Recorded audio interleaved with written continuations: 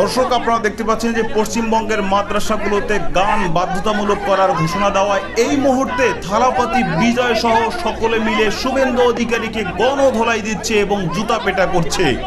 জাতীয় গান বন্দে মাতরম নিয়ে উত্তপ্ত ভারতের রাজনীতি।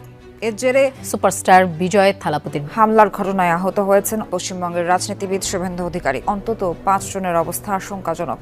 পর্যবেক্ষণে রাখা হয়েছে শুভেন্দু অধিকারীকে। এদিকে জাতীয় গান হিসেবে সম্মান জানালেও বন্দে মাতরম গাইতে আপত্তি জানিয়েছেন মুসলিম এমপিরা। মেগাস্টার থালাপতি বিজয়ের বিরুদ্ধে হামলার অভিযোগ তুলেছেন পশ্চিমবঙ্গ বিজেপির নেতা শুভেন্দু অধিকারী। পশু কোরবানি নিয়ে কঠোর বিধিনিষেধ জারি করেছে পশ্চিমবঙ্গের বিজেপি সরকার। এই বিধিনিষেধকে এবার বৃদ্ধাঙ্গুলি দেখিয়েছেন থালাপতি বিজয়। সেই সঙ্গে মুখ্যমন্ত্রী শুভেন্দু অধিকারীকে পশু কোরবানি নিয়ে হুমকি দিয়েছেন।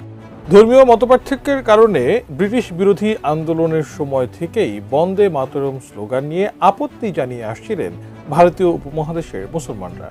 সেই ঐতিহাসিক বিরোধের মাঝেই এবার পশ্চিমবঙ্গের সব মাদ্রাসায় প্রতিদিন সকালে এই গান গাওয়া বাধ্যতামূলক করার নির্দেশ জারি করেছেন পশ্চিমবঙ্গের নতুন মুখ্যমন্ত্রী শুভেন্দু অধিকারীর সরকার।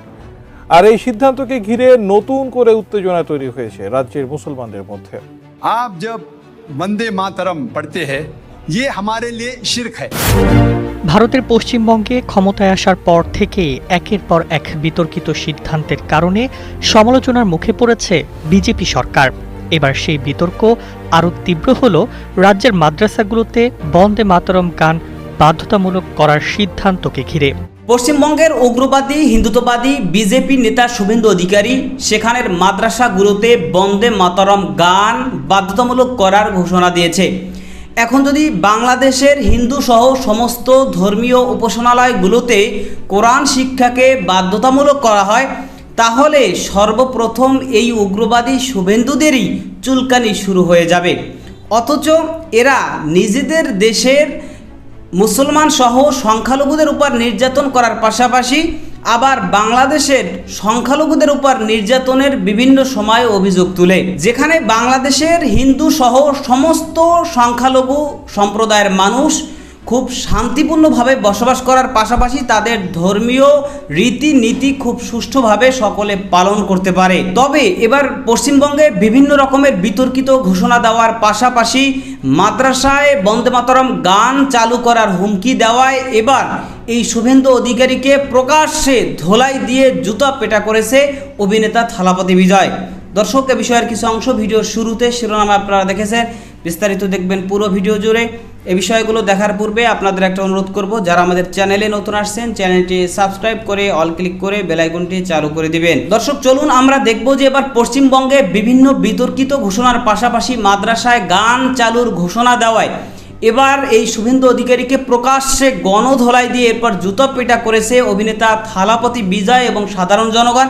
সেটা আমরা দেখব। সেটা দেখার পূর্বে চলুন প্রথমে আমরা একটু দেখে আসি যে এই উগ্রবাদী শুভেন্দু অধিকারীর বিতর্কিত ঘোষণায় এবার সেখানের হিন্দুরাও যে মহা বিপদের মুখে পড়েছে এবং তারাও এবার প্রতিবাদ শুরু করেছে, সেটা আমরা প্রথমে কিছু অংশ দেখে এরপর বিষয়টা দেখব।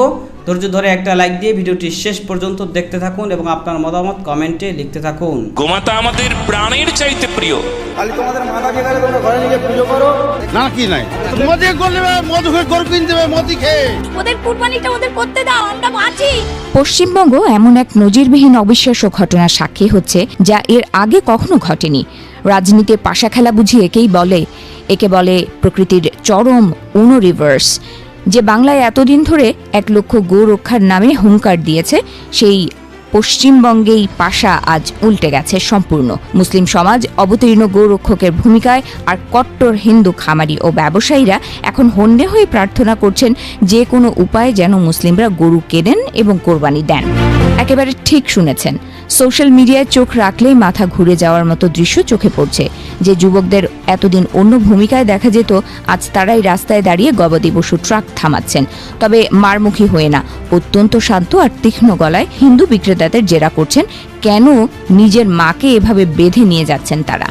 বিক্রি করে আপনারা টাকা কামাবেন আর আইনি গ্যারাকলে ফেঁসে আমরা জেলে যাব, তা হবে না। মাকে বাড়ি ফিরিয়ে নিয়ে গিয়ে সেবা করুন, ভাবা যায়? খোদ মুসলিম ইনফ্লুয়েন্সাররা এবার ঈদুল আজহায় প্রকাশ্যে আবেদন জানাচ্ছেন, খবরদার কেউ এবার কোরবানি দিতে গরু কিনবেন না। কিন্তু কেন এই অদ্ভুত পরিস্থিতি? এর নেপথ্যে রয়েছে মুখ্যমন্ত্রী শুভেন্দু অধিকারীর নেতৃত্বাধীন নবগঠিত বিজেপি সরকারের একটি অতি সাম্প্রতিক ঐতিহাসিক প্রজ্ঞাপন। গত 13 মে রাজ্য সরকার হঠাৎ করে কার্যকর করেছে 1950 সালের একটি ঘুমন্ত আইন, পশ্চিমবঙ্গ গবাদি পশু জবাই নিয়ন্ত্রণ আইন। আইন বলছে 14 বছরের কম বয়সী কোনো সুস্থ গরু জবাই করা যাবে না, কোনো প্রকাশ্য স্থানে কোরবানি দেওয়া যাবে না এবং নিয়ম ভাঙলে সোজা 6 মাসের জেল। আর এই আইন কার্যকরের অতি উৎসাহে হিঙ্গলগঞ্জের বিজেপি বিধায়ক রেখা পাত্র যখন প্রকাশ্য রাস্তায় গরুর জন্ম সনদ বা বার্থ সার্টিফিকেট চেয়ে বসলেন, ঠিক তখনই শুরু হলো আসল নাটক। আইনের এই কড়াকড়ির জবাবে মুসলিম সমাজ অস্ত্র হিসেবে বেছে নিল এক নীরব এবং মারাত্মক বয়কটকে। আর তার জেরেই এখন খাঁ খাঁ করছে বাংলার ঐতিহ্যবাহী সব পশুর হাট। শুনুক পাহাড়ি, মায়াপুর, বীরশিবপুর কিংবা বাগজোলার মতো যে হাটগুলোতে ঈদের আগে কোটি কোটি টাকার লেনদেন হতো, রাতভর ক্রেতা বিক্রেতাদের হাঁক ডাকে মুখরিত থাকত আকাশ বাতাস, সেখানে আজ শ্মশানের নিস্তব্ধতা। যে হাটে শয়ে শয়ে পশু আসতো, সেখানে আজ গোটা হাটে হয়তো মাত্র 2টি গরু দাঁড়িয়ে আছে। মুসলিম ক্রেতারা হাটমুখীই হচ্ছেন না, আর হাটের এক কোণে শুকনো মুখে দাঁড়িয়ে কাঁদছেন কয়েক প্রজন্ম ধরে দুগ্ধ ব্যবসায়ের সঙ্গে যুক্ত থাকা হিন্দু খামারিরা। বাস্তব চিত্র কতটা ভয়াবহ তা খামারিদের কথা শুনলে স্পষ্ট বোঝা যায়। বড় খামারিদের কোটি কোটি টাকার ব্যাংক ঋণ রয়েছে। খামারিরা বলছেন, একটি গরু 7-8 বছর পর দুধ দেওয়া বন্ধ করে দিলে তাকে 14 বছর পর্যন্ত বাঁচিয়ে রাখতে এক একটি গরুর পেছনে 7.5 লাখ টাকা খরচ হবে। অনুৎপাদনশীল পশুকে খাইয়ে খামারিরা নিজেরা কি খাবেন? অবস্থা এমন জায়গায় পৌঁছেছে যে এই বিপুল লোকসান আর ঋণের বোঝা টানতে না পেরে খামারিরা এখন আত্মহত্যার আশঙ্কা করছেন। তাদের একটাই আর্তনাদ, এই গরু যদি এখন বিক্রি না হয় তবে তাদের পুরো পরিবারকে না খেয়ে মরতে হবে। এদিকে এই সংকট নিয়ে রাজ্য রাজনীতিতে শুরু হয়েছে তীব্র বিতর্ক। একদিকে বিজেপি নেতা অবনী মণ্ডল স্বীকার করছেন যে খামারিদের মধ্যে তীব্র অস্থিরতা তৈরি হয়েছে এবং দ্রুত কিছু একটা ভাবা দরকার।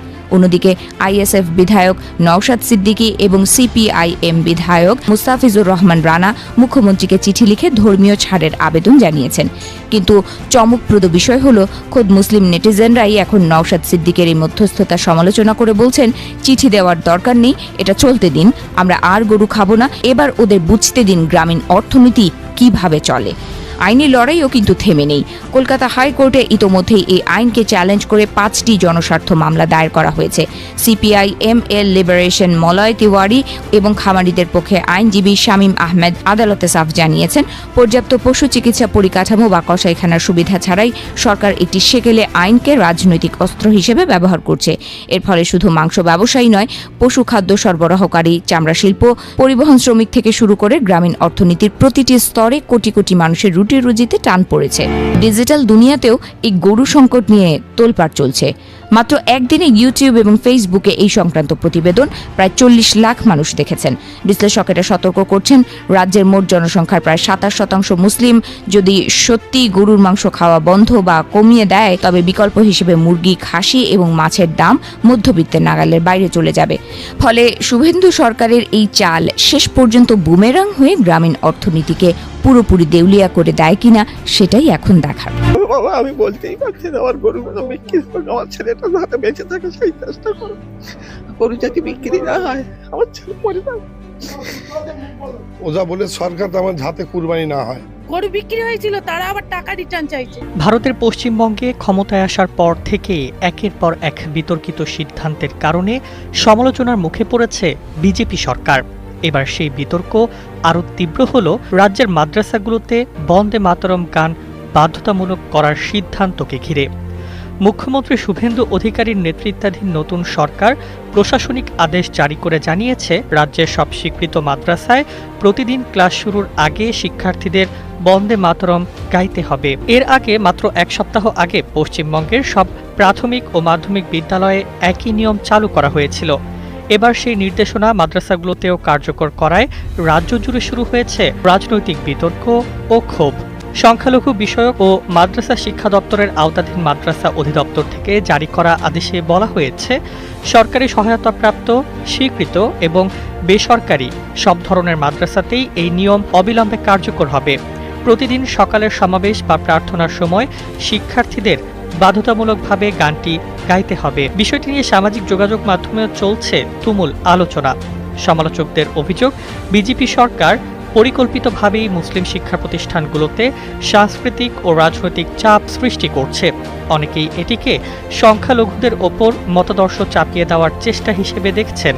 বিশেষ করে মাদ্রাসাগুলোতে আলাদাভাবে টার্গেট করার অভিযোগ এনে বিরোধীরা বলছে এটি মুসলিম সম্প্রদায়ের ধর্মীয় ও সাংস্কৃতিক স্বাধীনতায় হস্তক্ষেপের শামিল। অন্যদিকে বিজেপি নেতারা দাবি করছেন বন্দে মাতরম ভারতের স্বাধীনতা আন্দোলনের অন্যতম অনুপ্রেরণার গান এবং এটি জাতীয় চেতনার প্রতীক।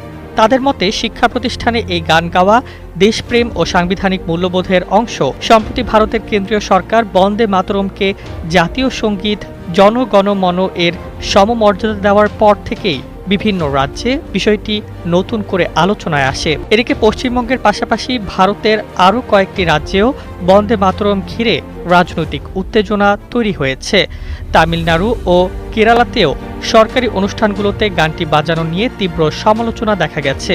বিশেষ করে কেরালায় নতুন মন্ত্রিসভার শপথ অনুষ্ঠানে পুরো গানটি গাওয়াকে কেন্দ্র করে বামপন্থী দলগুলো বিজেপির বিরুদ্ধে সাংস্কৃতিক আধিপত্য চাপিয়ে দেওয়ার অভিযোগ তোলে।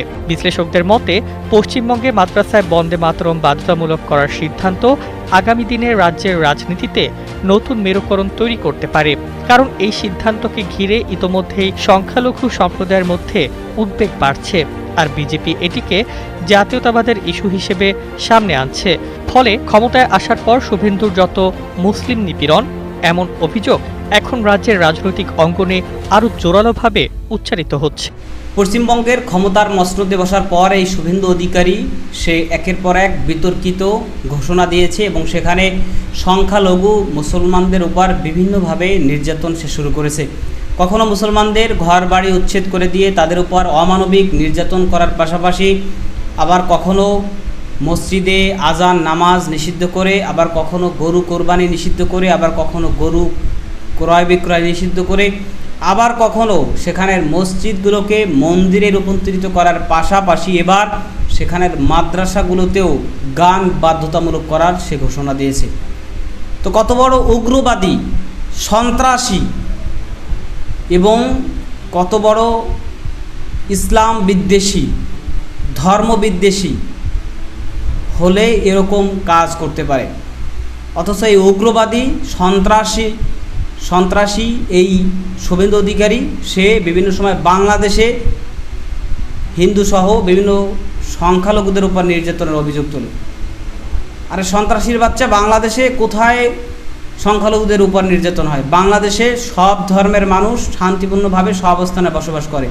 বাংলাদেশে হিন্দুদের ধর্মীয় উপাসনালয় মুসলমানরা পাহারা দেয় যাতে করে সেখানে কোনো অ্যাটাক কেউ না করতে পারে। আর তোরা সেখানে ভারতের মসজিদগুলোতে তোরা আজান নামাজ নিষিদ্ধ করার পাশাপাশি মাদ্রাসাগুলোতে তোরা আবার গান বাধ্যতামূলক করার ঘোষণা দিচ্ছ। তাহলে ধর্মীয় উগ্রবাদ তো তোরাই, ধর্মীয় উগ্রবাদ তো বাংলাদেশের মানুষ না, আর ধর্মীয় উগ্রবাদ তো বিশ্বে মুসলমানরা ছড়ায় না, এই হিন্দুরাই সব থেকে বেশি, বিশেষ করে ভারতের যে সমস্ত হিন্দুরা তারা সব থেকে বেশি উগ্রবাদী ছড়ায় এবং গোটা বিশ্বের মধ্যেও মুসলমানদেরকে এই ভারতের হিন্দুরাই সব থেকে বেশি নির্যাতন করে। আবার ওই যে কথা বলে চোরের মনে পুলিশ পুলিশ, সেই অবস্থা। আবার বড় বড় কথা বলে বাংলাদেশে নাকি হিন্দুর নির্যাতন হচ্ছে, বাংলাদেশের সংখ্যালঘু নির্যাতন হচ্ছে, বাংলাদেশের হিন্দুরা শান্তিতে নাই। নিজের চরকায় আগে নিজেরা তেল দাও, নিজেরা আগে সঠিক হয়ে এরপরে আমাদের বাংলাদেশের বিষয় নিয়ে তোমরা কথা বলতে এসো। অতি বাড়াবাড়ি করা ভালো না। তো যাই হোক, বা পশ্চিমবঙ্গের সেখানে মাদ্রাসাগুলোতে যে বন্দে মাতরম গান বাধ্যতামূলক করার ঘোষণা এই শুভেন্দু অধিকারী উগ্রবাদী নেতা দিয়েছে, এর তীব্র নিন্দা এবং প্রতিবাদ জানাই আমরা বাংলাদেশের পক্ষ থেকে। আপনারাও একমত কিনা কমেন্ট সেকশনে জানাতে পারেন। ভালো থাকবেন, সুস্থ থাকবেন, দেখা হবে নতুন কোনো বিষয়ে, কথা হবে নতুন কোনো ভিডিওতে। আজকে পর্যন্তই। আসসালামু আলাইকুম রহমতুল্লাহ।